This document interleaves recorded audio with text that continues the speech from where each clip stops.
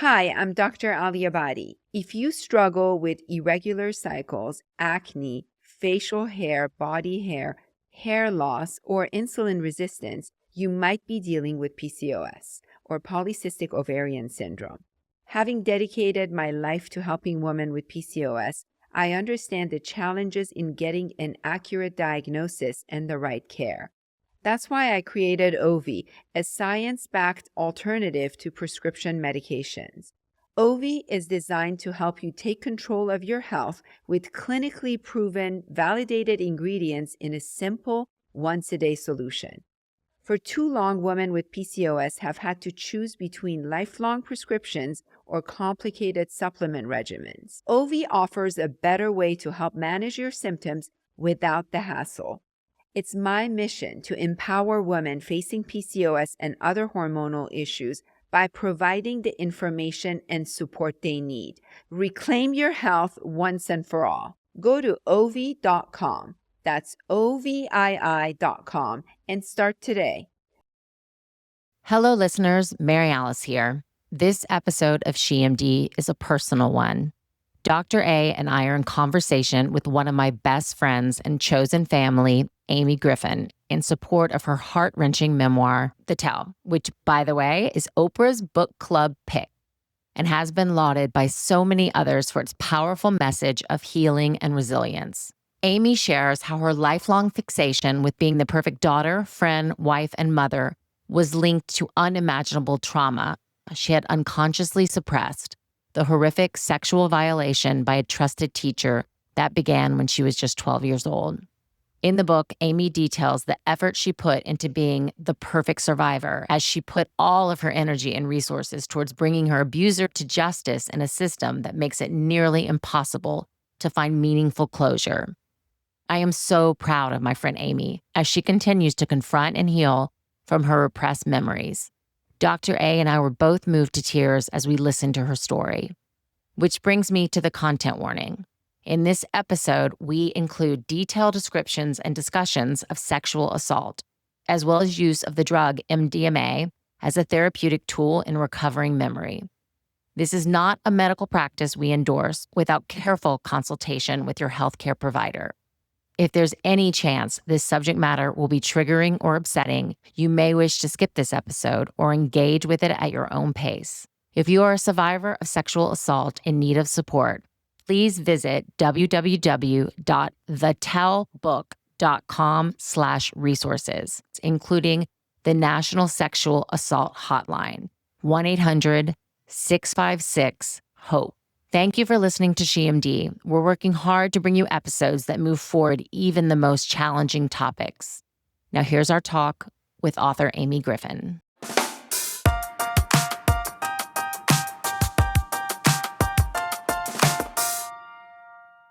I do say that I love all my guests, but I really, really, really do love the woman sitting across from me. She's one of my best friends. I've been honored to have her in my life. So Amy, you have G9 Ventures. You're one of the biggest supporters of women. You have written this amazing book, The Tell. I loved seeing your interview with Oprah, which must have been one of the highlights, of your life. Everybody always asks me, who would be, the guest that you would die to have? It's Oprah. If you're listening right now, it's Oprah.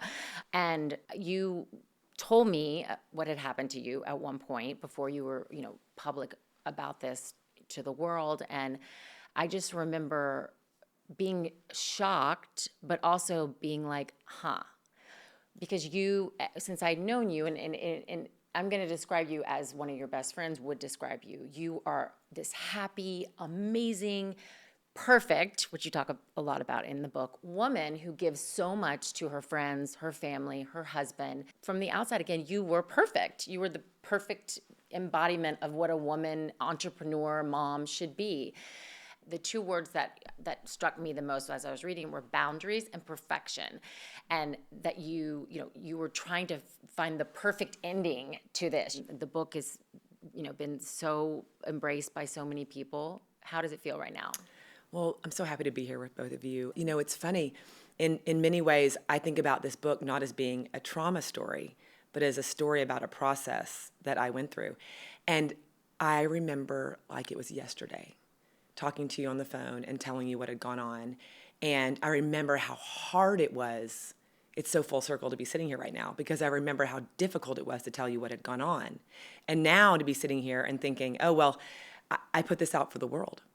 And I think the most important thing to do, in telling this story and grounding this story was this idea that even when I talked to you about what was happening, there was no talk of a book. I was writing it for myself in the wee hours of the morning and on the bathroom floor, but I had not told even anyone outside my closest circle. So you were part of that process in the beginning. So can you tell us what happened?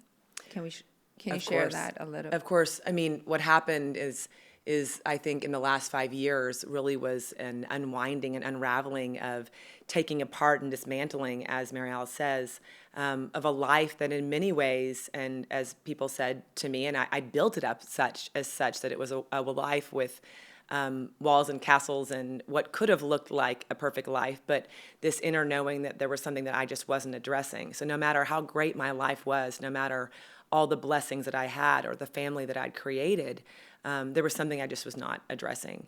And I made the decision to go in and to address it. I think that there's so many things we can talk about as to why I addressed it, the timing of how I addressed it. We can talk about all of that. But I think it was in this moment that I was learning about what PTSD was and this recognition. My husband actually was interested in PTSD from a philanthropic perspective, having had a father who had been a war veteran. And that was the first time I'd come to understand what PTSD was, and I heard a different description of how it could be defined towards a person, not just as someone who was in combat. And I thought, wow, that's really interesting. And maybe even in that moment, as I was learning about PTSD, there was still this thread of something that I couldn't touch, that I couldn't address because it was my story. It was a word that I'm now only coming to address, which is shame. And maybe when you're sitting in it, you can't address it. So what do you do? And in my case, I wrote a book about running from it. I knew I wanted to live the most honest life that I could, and that I'd built a life both professionally in work and in raising my 4 children. My daughter, Gigi, who at the time was 10 years old, one night when she called me into her room and said, "Mom, you are here, but you're really not here. I don't really know you. And you're nice, but you're nice, but you're not real." That was the most interesting moment for me. And we had that conversation, and I went back to my room and I slammed my door, which I don't do often, and I don't think I've done since. And my husband turned to me and said, why did you slam that door? And I said, I don't know, but I'm so angry. And it was in that moment that I realized that my 10-year-old was trying to parent me. And I had the opportunity in that moment to listen to her, or else I could have kept on going in the way that I had been, which was, what I said to her in the moment was, I would do everything for you, but I take you to everything. I plan everything for you. I try to be the perfect mother. And she said, yes, but we don't know you. And so in that moment, there was a thread that made me decide to listen. And then from that, there's so many threads. Well, I think what I found interesting when I was reading the book is that a lot of times the trauma does come out when your children are the age where it happened to you. There were so many things that aligned in my life in that moment. My daughters were both of the ages that I was when I had gone through the horrific abuse that I suffered. But as I go on this journey and as I write about in the book, I did what I thought I would do in other parts of my life, which was to make things look perfect. I also had an incredibly loving partnership of a marriage of 20 years. I had this safety net. I don't have anything prescriptive to be able to tell people to say how the brain works or why I didn't remember certain things that were too difficult for me to remember. And as I uncovered all of this, I went back in to try to read every possible medical explanation for how the brain works. But one thing I want to say to you that doesn't also even relate to exactly what happened to me, but the idea that what I've recognized, that it's only been 3 weeks since my book has come out, but that this very mention of the word permission is something that I gave myself that I'm so grateful for in this moment. It was this permission to be my most authentic, honest self. And there were many threads of that along the way. I've been writing for the last 5 years, and it's so important to say that I wrote this book first for me without knowing that anyone would ever read it. When I received a call from a literary agent who said, would you write a book about, accomplishments of women in business? which couldn't have been further from actually what I was going to go and write about. I wasn't going to write about building others up, about what I was doing in the business world. I was actually writing about how I'd torn myself down and how I'd not been honest with myself. And that was the hardest thing to do. But to make that decision, which was such a simple press of the finger, I said to my husband after I got the phone call, I sent what I've been writing. He said, "You did what?" I said, "I sent what I've been writing for the last few years to a literary agent." And he said, "All of it?" I said, Yes, all of it. Because all of it, that's my story. Yeah. Well, people that don't know her husband, he is, just an extraordinary, and I call him Hot John. He'll love this if it I makes it in the nickname him Hot podcast. John. But I will say the reason I call him Hot John is, yes, he's hot. I mean, he's good looking.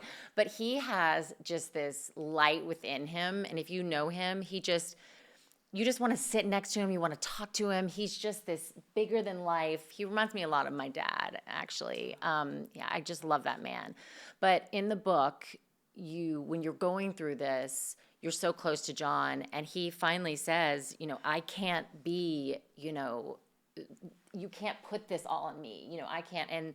And your therapist says, he's not your investigator. He's not your lawyer. He's not your doctor. It's more than enough that he's sitting on the floor with you, holding your hand when you are crumbling. This man is a complete emotional service to you. Let that be enough. Right. Well, Emma, I am, I'm always the responsible driver. I'm always the one, I'm the one, which I can recognize it now a little bit, but the one that wanted to remain in control. And that was showing up in many ways in my life that I couldn't recognize in the moment. It was showing up in my parenting. It was showing up in all parts of my life. So I couldn't quite explain it. But I think when I had seen a very close friend who had gone in and worked with psychedelic-assisted therapy, and I sat with her one night and I looked at her and I said, what did you do? You're different. She went into this whole thing about her family relationships and how she'd worked with MDMA. And I looked at her and I thought, I just knew I needed that. But then to have my husband had his own psychedelic session, and it was in that moment that I recognized that I knew that I had work that I needed to do. And frankly, not realizing, I didn't know what was to come, but I try to have a lot of compassion for myself. And a lot of people have said that is brave. That's a word sometimes people have said to me, bravery. But I actually think that the word that I use is vulnerable, because I put myself out there to go investigate. I mean, if you knew Amy, you would know Amy doesn't drink. She has never done a drug. And so that must have also, for somebody that was really tightly in control of themselves, just to even open yourself up in that way with MDMA therapy. And you had been, this, again, perfect. You talk about that a lot in the book. Well, I think we all, as women, carry so much. We have this aspiration to be the perfect mother, to have the perfect hair color. We're trying to run businesses and have families and have patients. And it's hard. It's a lot to carry. And we're also expected to stay in one lane. And Mary Alice, this is one of the things I was going to say to you. I'm so impressed by what you've done. Here you were in one track in fashion, and then you said no, and you were looking. Yeah. 100%. There were moments where we had lots of conversations where you were searching about what am I going to do? What is my next path? I know I have something to offer. I know I have something greater. I have a bigger mission to fulfill. And you talked it through, and we talked about it. Yeah. It's a little bit like the telling. And the space of quietness during that was terrible for me and terrifying. You talk in the book, you said, busyness was my badge of honor. And it's just, as high-functioning women, we're just constantly going. And when that happened for me and that quiet, I was like, you have to listen to yourself and deal with your shit in that moment. And that was scary. But resilience, there's a list that I printed, which pretty much, as you're talking, it describes women who've had childhood trauma. Anxiety, guilt and shame, emotional dysregulation, people pleasing, right? Overcompensating by trying to meet others' needs. That's me.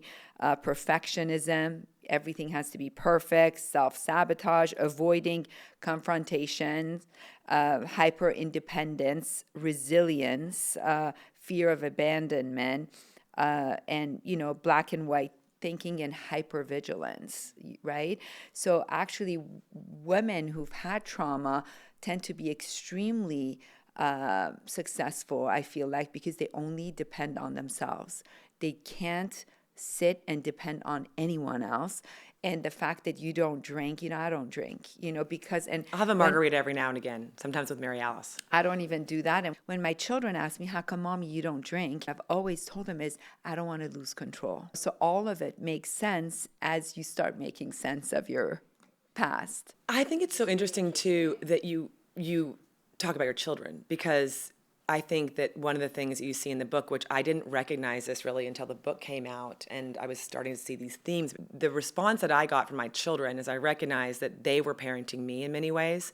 And then I look back at the ways that I was trying to control them, which we talk about this cycle of trauma that's continued. I would like to think, and I haven't said this before, that I've broken any type of cycle. That's my greatest hope, that I could hope for my children, that I've broken any type of cycle of trauma for my children by just blowing it wide open to say, you can come talk to me about anything. I now, in all this processing, can look back at my childhood brain and recognize I could not see what was happening to me in those moments as a child, that I've now been able to put the pieces together from my adult brain. And frankly, when I went to tell people my story, many of my family members and friends, when you tell an adult these things that have gone on, they immediately say, why, how, we have to figure it out. Why did you decide to tell now? They're questions that in a way, an adult wants a finite answer. And in many ways, I realized I don't have a finite answer for a lot of these questions. And that was the writing of the book. The book started out trying to believe myself. So in a way, I was working backwards to my childhood self. I wrote the book backwards to get back to my childhood self. Right. Well, that's amazing. I'm going to read an excerpt from the book. You're talking about the second session that you had. The first time I was watching from the corner. Now I was seeing it from my own eyes. His hands were touching what little breast I had as a 12-year-old, grabbing at me as he jammed his penis in my mouth. I was choking. I could feel his pubic hair on my face.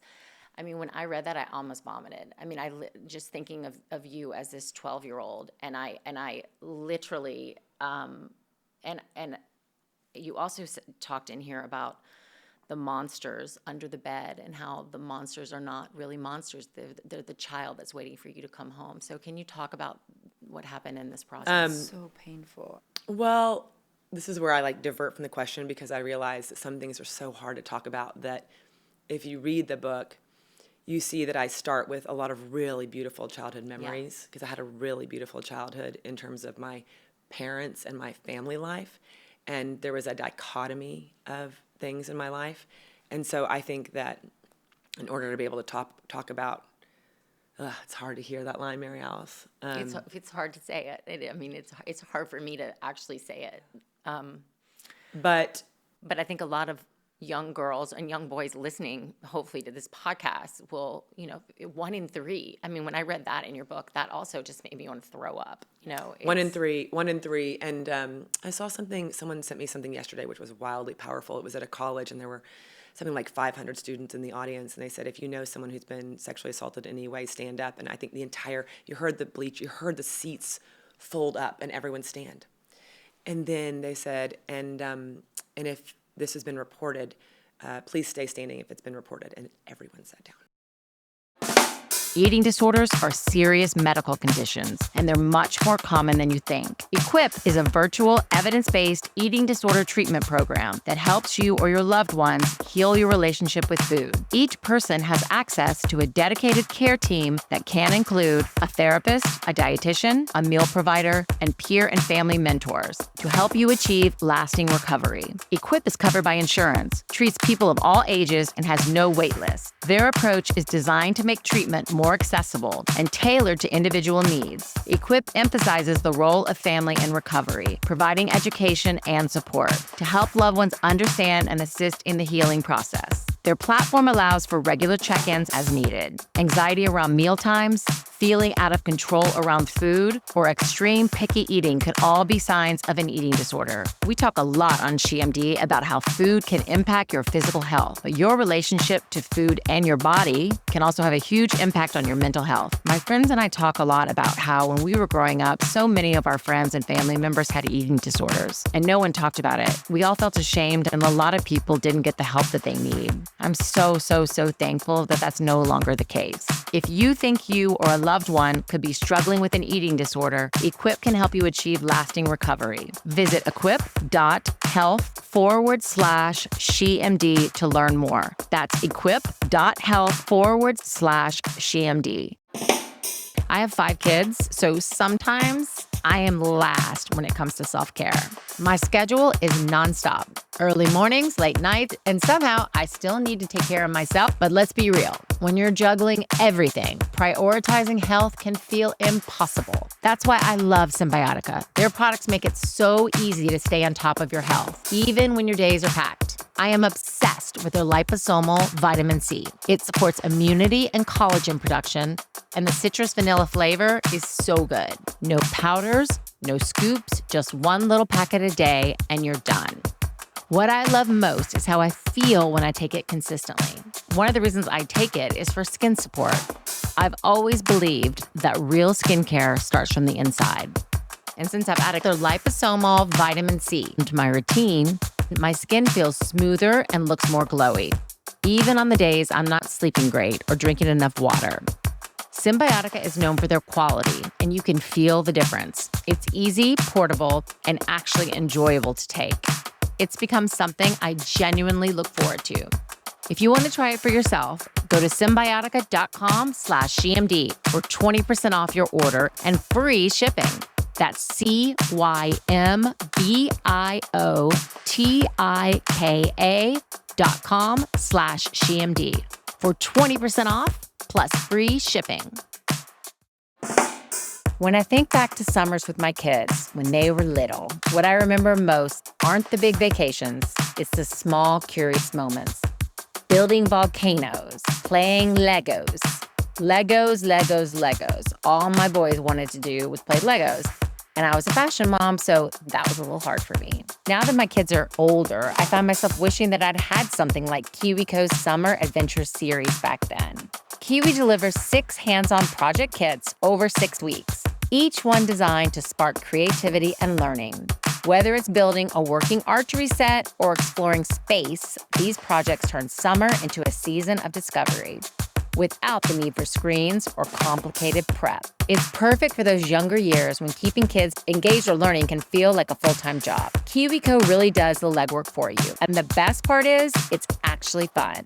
You're not just keeping them busy, you're making memories. You can get all the crates at once or have them delivered weekly, which makes it super convenient. And you've got kits for toddlers all the way up to teens. So there's something for every age and interest. If you're in that chapter of parenting where summers are loud and sticky and magical, KiwiCo might just be your favorite thing. Build the best summer ever with KiwiCo. Get $15 off your Summer Adventure Series at kiwico.com/SheMD. That's KIWICO.com/SheMD for $15 off.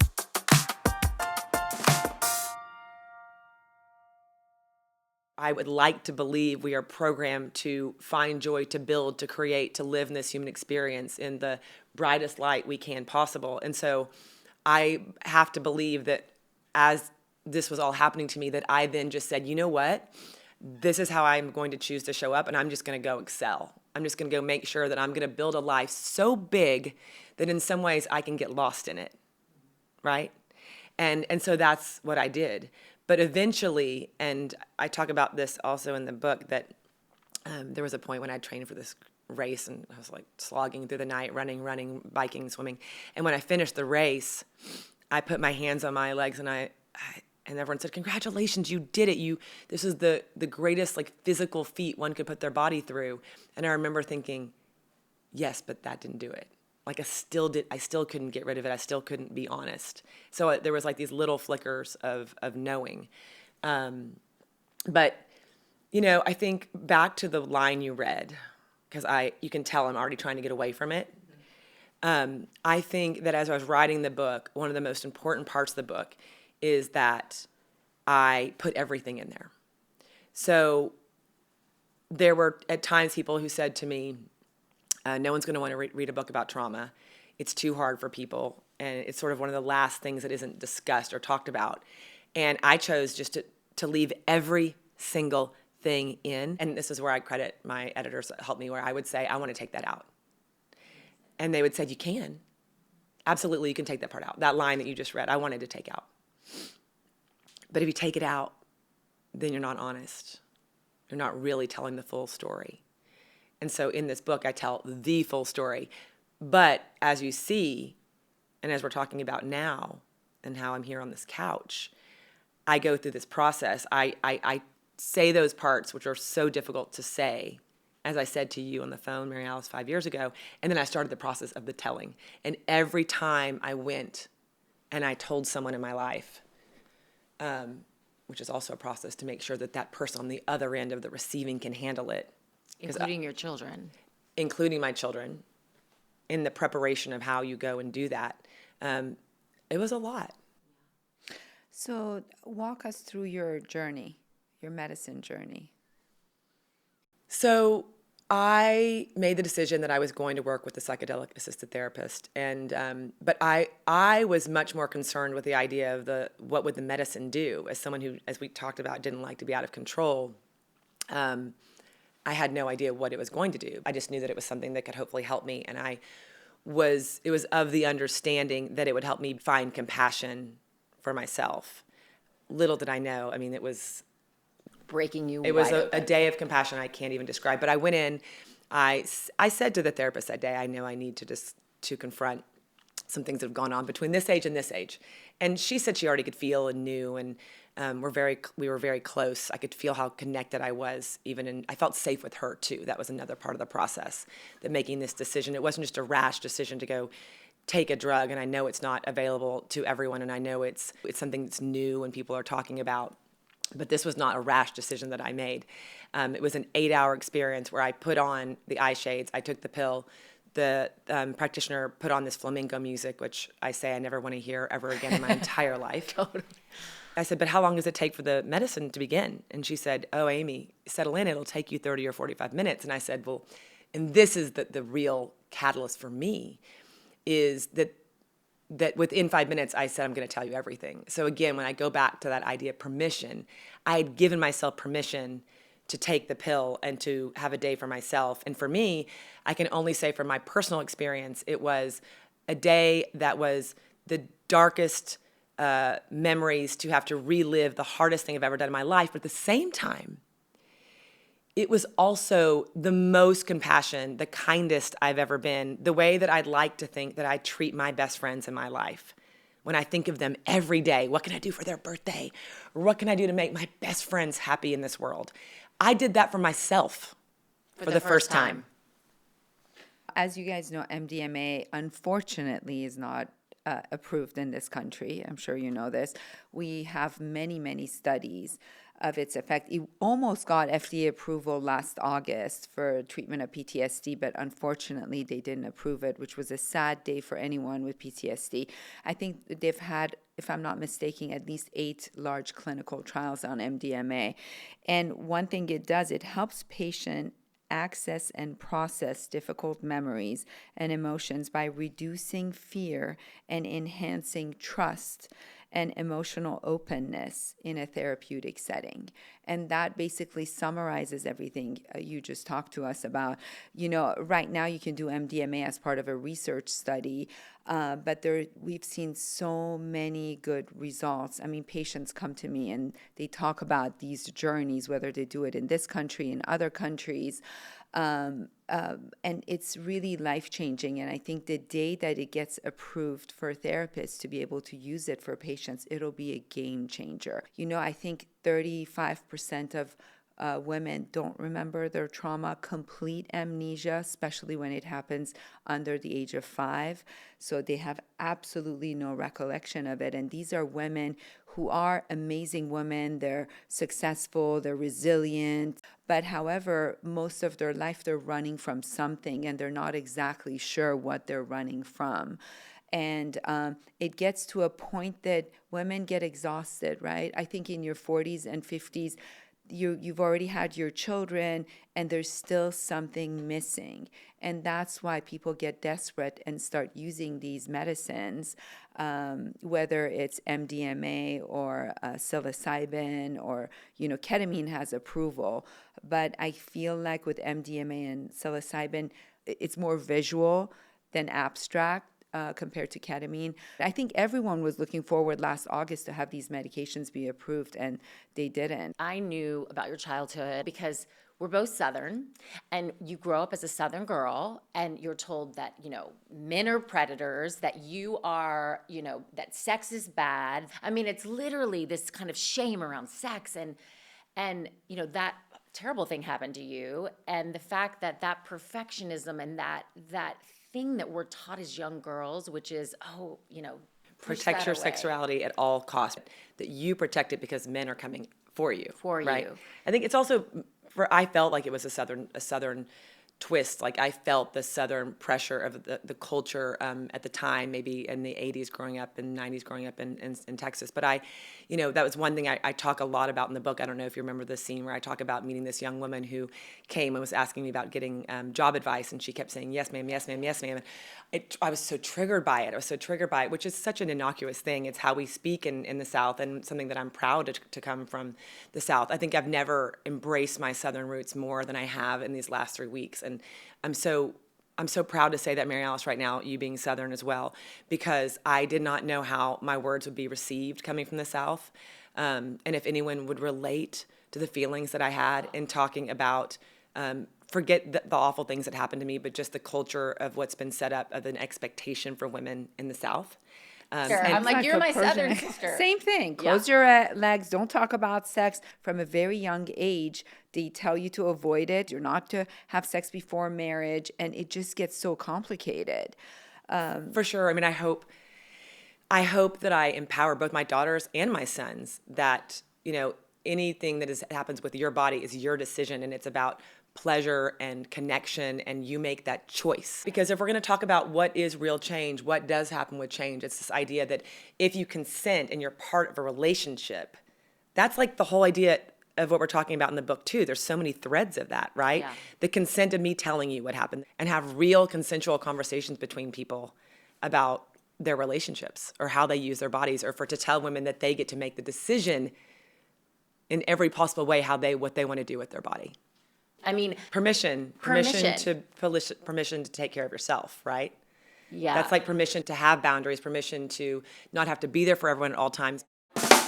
We all know stress can affect our sleep, our energy, even our skin. But one area people don't always talk about is your hair. Yes, stress can affect your hair. Stress is actually one of the key internal factors that can contribute to thinning and shedding. That's why so many people are turning to Nutrafol, the #1 dermatologist-recommended hair growth supplement brand trusted by over 1 million people. Nutrafol takes a whole-body approach to hair health, targeting root causes like stress, hormones, nutrition, and metabolism. Their formulas are clinically tested, physician-formulated, and made with 100% drug-free ingredients designed to support visibly thicker, stronger hair over time. And because everybody's hair story is different, Nutrafol has options tailored to your needs. Whether you're postpartum, in menopause, or just navigating the everyday stress of busy life, you can start your routine easily online. No prescription required, and with a subscription, you'll get up to 20% off, free shipping, access to naturopathic doctor consultations, and even a Headspace meditation membership to support your stress levels from the inside out. Start your hair growth journey with Nutrafol. For a limited time, Nutrafol is offering listeners $10 off your first month subscription and free shipping at Nutrafol.com with code SheMD. That's Nutrafol.com, promo code SheMD. I've really come to believe that aging isn't something to fight. It's something to understand, because it's not about trying to look 22 forever. It's about showing up in your skin, your real skin, and feeling strong, healthy, and confident at every age. I don't have time for 12 steps, but I do want something that feels good and actually works. Now for me, self-care means little rituals that support where I am right now, especially when it comes to skincare. That's why I've been using StriVectin's Peptide Plump Collagen Cushion Cream, and it's become such a staple in my routine. It's super easy to use, just one step, and it does a lot of the heavy lifting. It's powered by StriVectin's Alpha-3 peptide technology, which supports collagen, elastin, and hyaluronic acid to help soften the look of lines and give your skin that healthy, rustic glow. It's got this amazing cushiony texture, and even though my mornings are chaos, it's one moment that feels intentional. And the best part, 97% of women in clinical studies said they'd choose this cream over injectable fillers after 4 weeks. It's that good. Whether you're maintaining results or you just want to support your skin as it changes, without adding stress or extra steps, StriVectin shows up for you, just like you show up for everyone else. StriVectin. Treat yourself, you deserve it. Discover the science behind great skin. This episode is brought to you by Opill, the first over-the-counter daily birth control pill available in the US. Okay, so let's just take a second to sit with how huge this is. For years, access to birth control has meant scheduling doctor's appointments, dealing with insurance, and just jumping through hoops. And now you can walk into a store or go online and get Opill. Opill is a daily birth control pill that is FDA approved, full prescription strength, and safe for most people. It is a progestin-only pill, meaning it does not contain estrogen. Progestin-only pills like Opill have been FDA approved to prevent pregnancy for over 50 years. But now with Opill, the way you are able to access daily birth control pills is completely in your hands. As someone who believes deeply in making reproductive health more accessible and less intimidating, I can't tell you how exciting this is. Whether you're navigating birth control for the first time or just need more flexibility in your routine, this kind of access is a game changer. There is no prescription or doctor appointment needed, and you can find Opill online at most retailers. Opill is birth control in your control, and you can use code SheMD for 25% off your first month of Opill at opill.com. That's code SheMD at OPILL.com. Check out Opill to see if it's right for you. Do not use Opill if you have or ever had breast cancer. See Opill's label for a list of warnings. But Mary Alice, it also is interesting because the one thing that I don't talk about a lot either is that this was all happening during COVID. So there was a stillness. Yeah.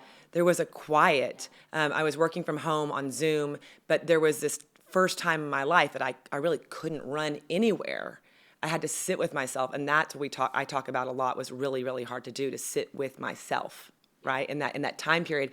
And you're right, like even now, do you know how hard it is for me? I could have never imagined that I would be the one talking about psychedelic-assisted therapy, or that I'd be talking about sex, the good Southern girl. Like, this is just not how I was raised and not what I thought I would be doing with my life. It's a complete, change of lanes. But in some ways, I know why I'm here. Like, I know this is the story that I'm meant to be telling, and I'm so honored to do it. You also touched on this part that I love, which is I felt that in this knowing that I had to do the way with everything I tried to do in my life around building up walls and this perfection, I thought, well, I'm going to be the perfect survivor.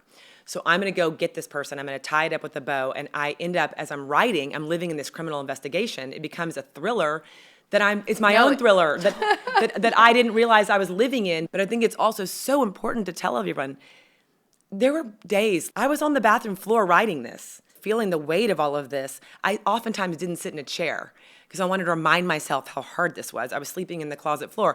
It was very different 5 years ago. And I was holding up appearances, showing up for things, but it wasn't great. And I think that is the most vulnerable thing I can do to say, is that, I'm really putting myself out there and saying, this is what happened, and this is what I was going through, and this is the process I went through. And if anyone can take that and run with it so they can change their life, that's incredible. But living in this investigation, I thought I could kind of do both at the same time, which is what we as women, I thought I'll do the investigation, I'll take care of my kids, I'll run my business, I'm going to have all these buckets going on at the same time. And so in many ways, when the investigation, came to this fork in the road, I think I recognized too that I was just doing what I'd always been doing, which was looking for validation. I needed validation from the world before I could even tell my story. And what I realized was I didn't need anyone to validate my story. I didn't need anything but to take care of myself.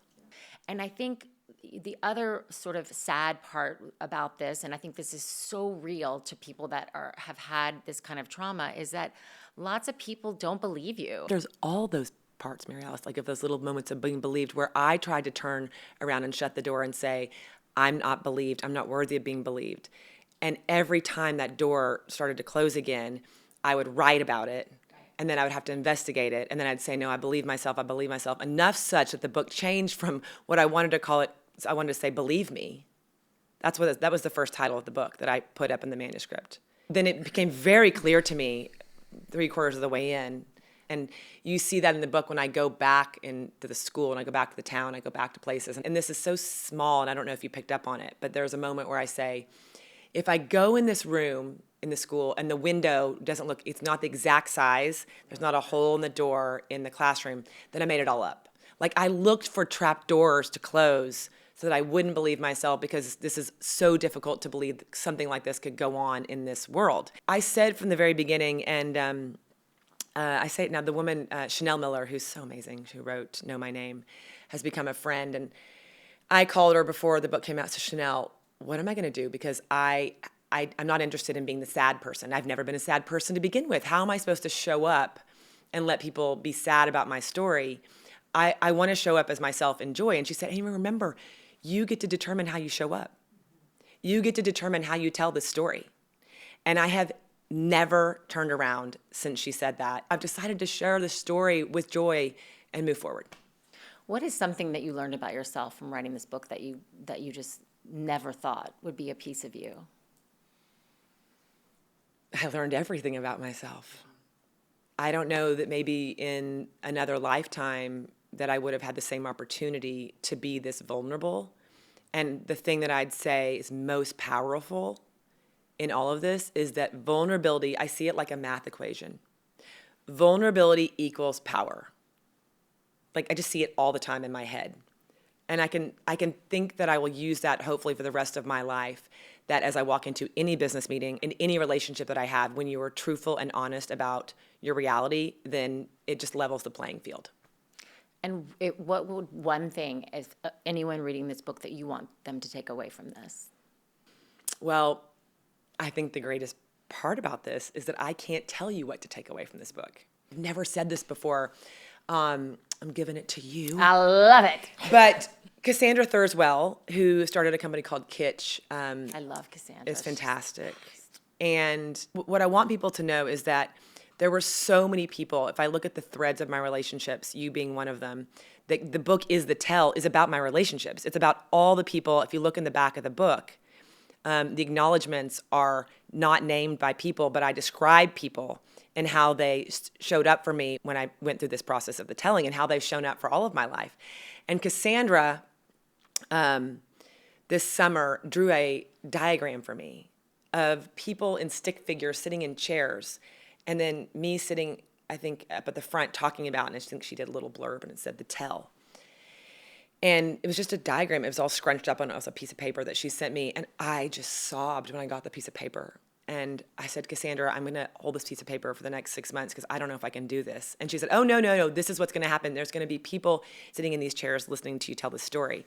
And so it's so incredible to think of all the people that believed in me maybe before I knew that I could even believe in myself to step forward and tell this story. And so I'm going to frame, I tell her I have it in my office, but I'm going to frame that diagram and hoping that in telling my story, that whatever it is that your story is, and it doesn't have to be through psychedelic-assisted therapy. It's not something that has to be through a ton of therapy, and I can say I've done all kinds of therapy. But the greatest thing, the most transformative moments in my life were the one-on-one conversations that I had with friends like you in my life.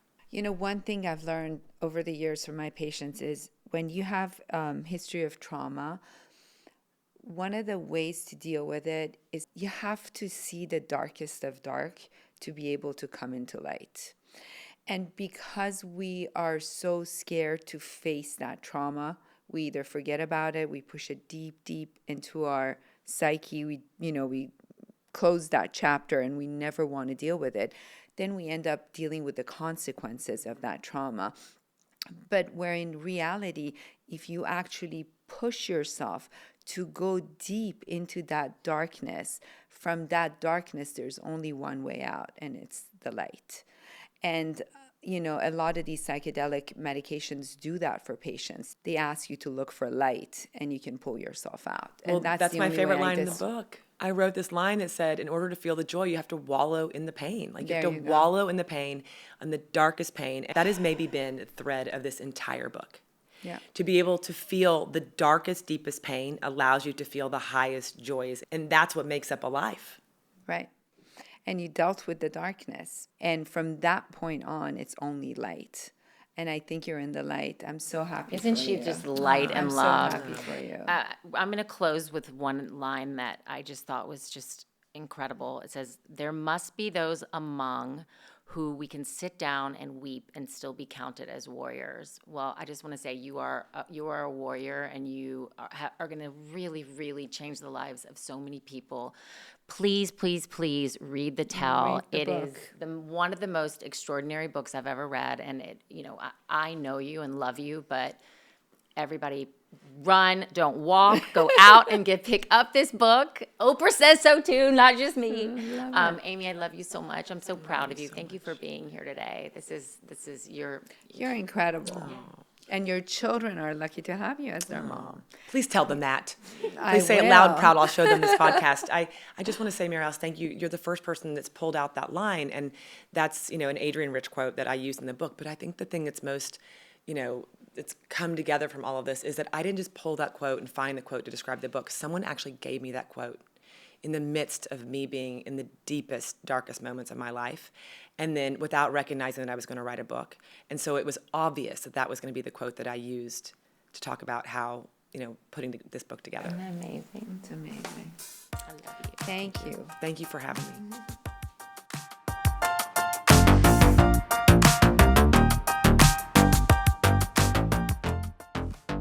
Thanks so much for joining us today on SheMD. If you want to own your own health, a good place to start is by following us on social media at SheMD Podcast and by subscribing to our show on YouTube or wherever you get your podcasts. For takeaways from today's episode, visit our website, shemdpodcast.com. We'll see you next time on SheMD. This podcast is for educational and entertainment purposes only. It is not intended as a substitute for a physician's medical advice. You should regularly consult your medical provider in matters relating to your own health. Even though we share our honest beliefs on SheMD, some of the products and services we discuss may involve sponsorships or paid advertising.